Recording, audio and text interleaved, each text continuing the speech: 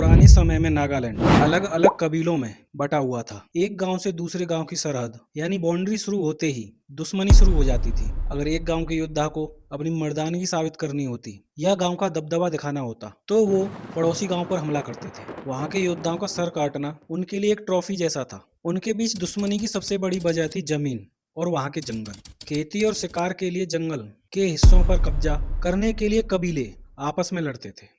जो कबीले ज्यादा सर काट कर लाते उनका जंगल के बड़े हिस्से पर कब्जा हो जाता था। ये सबसे बड़ा और डरावना कारण था। नागा योद्धाओं का विश्वास था कि इंसान के अंदर एक जीवन शक्ति होती है जो उसकी खोपड़ी में बसती है। उनका मानना था अगर वो दुश्मन का सर काटकर अपने गांव लेके आएंगे तो उस दुश्मन की शक्ति उस गांव की मिट्टी में मिल जाएगी। इससे उनके गांव के बच्चे सेहतमंद और फसल दोगुनी होगी। इसीलिए वो दुश्मन का सर सिर्फ बदला लेने के लिए नहीं बल्कि अपने गांव की किस्मत चमकाने के लिए भी काटते थे। कई कबीलों में तो ये नियम था कि जब तक एक नौजवान लड़का दुश्मन का सर काटकर नहीं लाता तब तक कोई भी कबीले की लड़की उससे शादी करने के लिए तैयार नहीं होती थी।